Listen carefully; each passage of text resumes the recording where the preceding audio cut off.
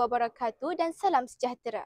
Alhamdulillah, pada hari ini sekolah kami dengan bangganya mengadakan majlis graduasi bagi peperiksaan percubaan SPM sesi 2025-2026. Majlis ini disempurnakan lagi oleh Tuan Haji Ahmad Lutfi bin Abu Bakar, Timbalan Pengarah Kanan Bahagian Pendidikan Islam, Kementerian Pendidikan Malaysia. Tanpa melengahkan masa, mari sama-sama kita menyaksikan acara pada hari ini. Aku ingin jadi teman nyamanmu, tanpa kau hilangkan keluh kesahmu. Kita berbincang tak karuan tanpa beban, dan juga hayalan tentang masa depan. Ku tak ingin cepat berlalu waktu yang ku punya denganmu. Kita berdansa dan tertawa gandeng tangan, semoga bergema sampai selamanya. Dunia pasti ada akhirnya, bintang-bintang pun ada umurnya. Assalamualaikum dan salam sejahtera. Saya Ni Amiruddin dari Kru TV PSS SMK Agam Melati. Bersama saya yang berusaha Tuan Haji Ahmad Lutfi bin Abu Bakar, Timbalan Pengarah Kanan Bahagian Pendidikan Islam, Kementerian Pendidikan Malaysia. Apa khabar Tuan? Alhamdulillah baik begini. Boleh saya ajukan beberapa soalan? Silakan. Terima kasih. Bismillahirrahmanirrahim.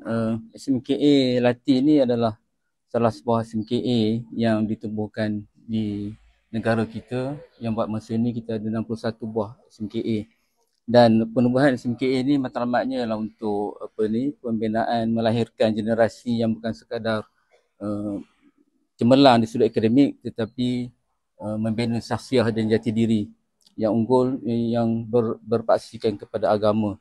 Dan saya yakin dengan teras itu SMKA Lati ini berpotensi untuk melahirkan generasi yang bukan sekadar cemerlang di sudut kurikulumnya, tetapi cemerlang juga di sudut kurikulumnya, dan juga pelajar-pelajar yang mempunyai jati diri dan sahsiah yang unggul yang bakal mewarisi kepimpinan negara di masa akan datang.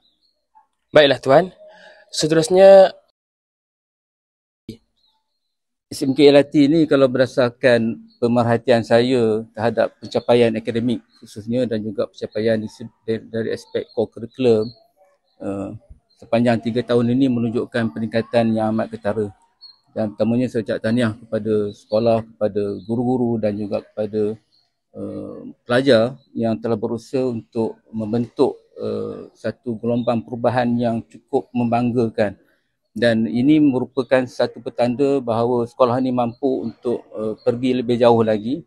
Dan berdasarkan kepada data yang saya lihat pada pencapaian SPM yang telah mencapai 2.02 kalau tak salah saya, dan akan target sasaran 1.97 GPS untuk tahun hadapan. Dan saya yakin dengan usaha gigih pelajar, warga sekolah, termasuk kepimpinan dan juga warga PIBG yang bekerjasama erat mampu untuk mencapai sasaran itu.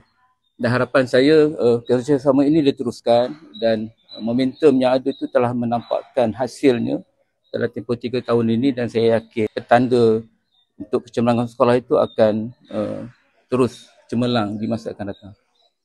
terima kasih Tuan atas perkongsian yang amat bermakna ini. Sebagai warga SMK Lati, saya meletakkan harapan yang tinggi kepada sekolah agar pencapaian akan terus gemilang demi menjadi kebanggaan kepada semua warga. Sekian, terima kasih.